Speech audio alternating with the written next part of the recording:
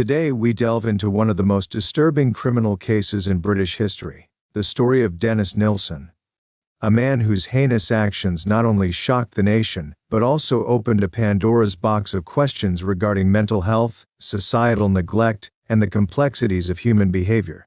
Born in November 1945 to Elizabeth Duthie White and Olav Magnus Moksheim, Nilsen's early life was marked by instability and turmoil. His father, an alcoholic, divorced his mother when Dennis was just 4 years old. This tumultuous childhood left deep emotional scars, shaping his psyche, and ultimately setting the stage for his later crimes. Nilsen would go on to become one of the most infamous serial killers in British history, claiming the lives of at least 15 young men between 1978 and 1983. Nilsen had 2 siblings, Olav Jr. and Sylvia, but relationships within the family were strained and distant. After his mother remarried, he was sent to live with his maternal grandparents in a small town in Scotland.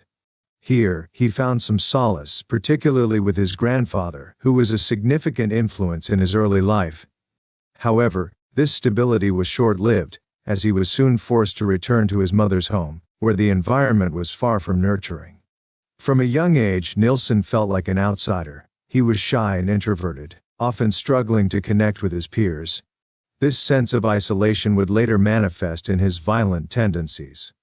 School was not a refuge for him. He was bullied and ridiculed, which only deepened his feelings of inadequacy and loneliness. As he entered adolescence, Nilsen began to explore his sexual identity, developing an attraction to young men, particularly students and homeless individuals. This interest would ultimately lead him down a dark path, intertwining his need for connection with his escalating violent tendencies. Nilsen's early experiences were further complicated by his family's dynamics. His mother was often emotionally distant, and his father's alcoholism created an unstable home environment. This lack of parental support contributed to Nilsen's feelings of abandonment and isolation, influencing his future relationships. He struggled with feelings of inadequacy, and as he grew older, these feelings morphed into a dangerous obsession with control and possession. Nilsen committed his first murder, marking the beginning of a horrific series of events. His victims were often vulnerable individuals, young men who were either homeless or struggling with addiction. He would lure them to his home under the pretense of offering help or companionship. Once there, he would strangle or drown them. Nilsen's chilling justification for his actions was a desperate desire to keep them close. He claimed, "I didn't want them to leave me." This statement reveals a profound psychological issue, his inability to cope with abandonment and loss. After killing them, he engaged in necrophilia, keeping their bodies for extended periods. Nilsen's actions were not just about the act of killing, they were about possession. He wanted to maintain control over his victims, even in death. This desire for control stemmed from his own feelings of powerlessness throughout his life. Once the physical decay became evident, Nilsen resorted to gruesome methods to dispose of the remains.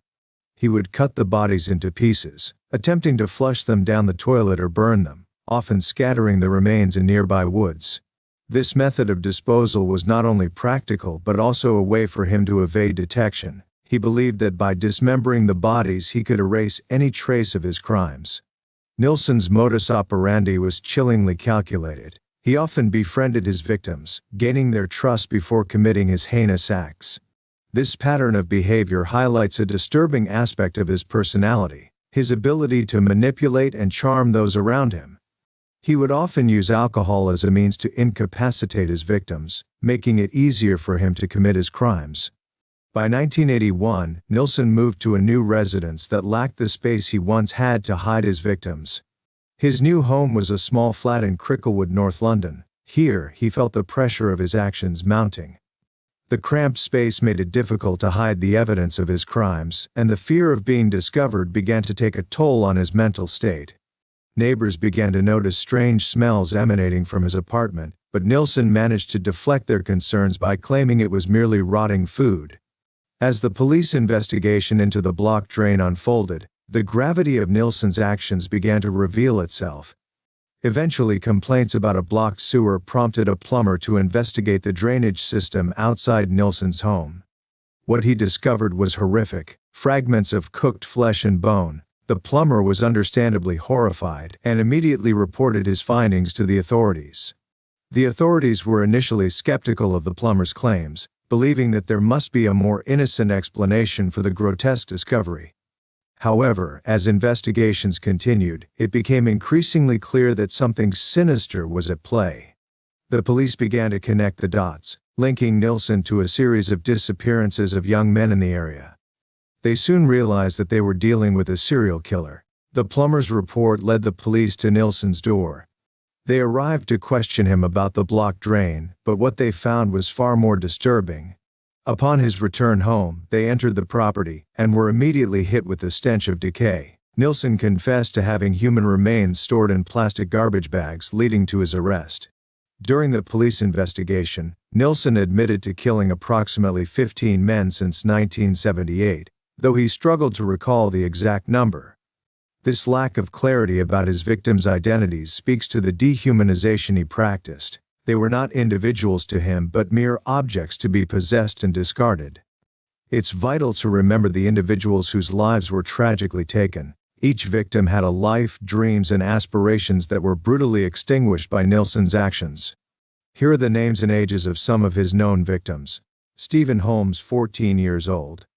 Kenneth Ockenden, 26 years old. Martin Duffy, 16 years old. William Sutherland, 27 years old. Malcolm Barlow, 24 years old. John Howlett. Archibald Graham Allen. Steve Sinclair, 20 years old, and plenty of others that haven't been identified. Searches of both his current and previous residences yielded human remains hidden in a tea box, the closet, and even buried in the backyard. The police were shocked by the extent of his crimes and the lengths he went to in order to conceal them.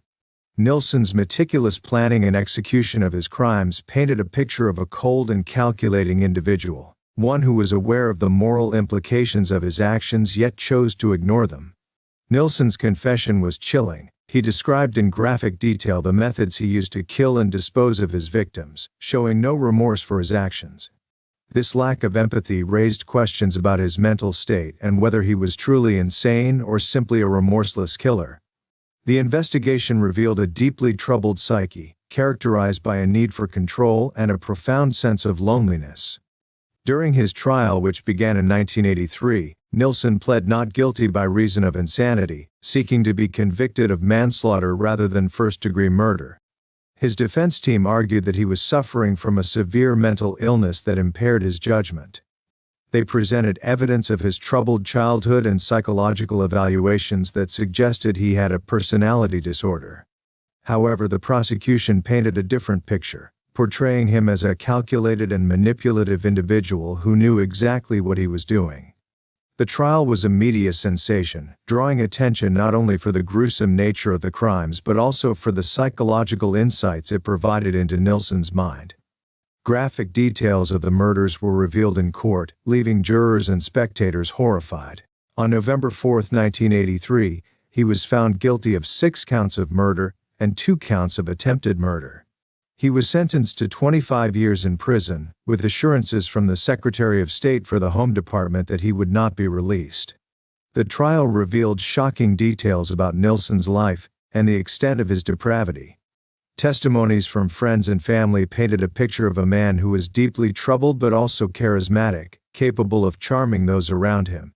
This duality made him all the more dangerous, as it allowed him to easily manipulate his victims and evade suspicion for so long.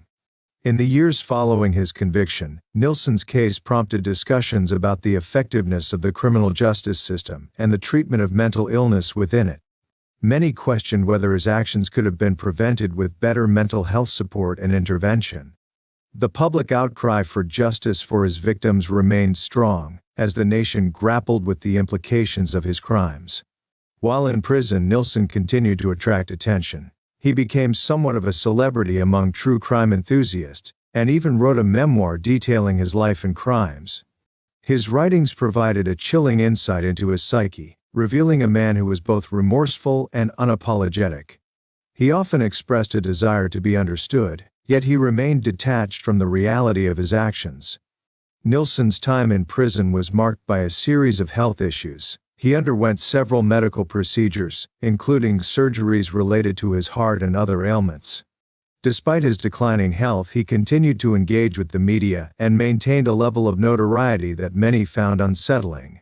His correspondence with fans and reporters revealed an obsession with his own legacy, as he seemed to revel in the infamy that his crimes had brought him.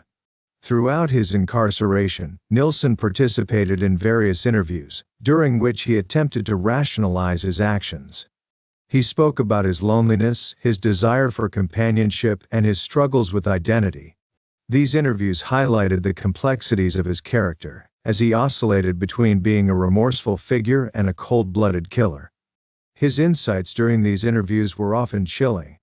Nilsen would express feelings of regret, yet at the same time he would rationalize his behavior, framing his actions as a consequence of his deep-seated emotional turmoil.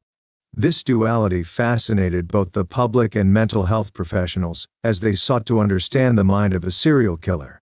Dennis Nilsen passed away in 2018 following a medical procedure for internal bleeding. His legacy is one of horror and tragedy, serving as a grim reminder of the depths of human depravity. He left behind a trail of broken lives and shattered families, as each victim represented a life cut short and a future extinguished. In the end, Nilsen's story is not just about a serial killer, it is a cautionary tale about the consequences of untreated mental illness, societal neglect, and the importance of recognizing the signs of danger in our communities. The case also raises important questions about how society can better support individuals struggling with their mental health before they become a danger to themselves or others. Thank you for joining me as we explored this dark chapter in history. Understanding cases like Nilsen's helps us to recognize the complexities of human behavior and the societal factors that can contribute to such tragedies. It is a reminder that behind every statistic, there are real lives and real stories that deserve our attention and compassion.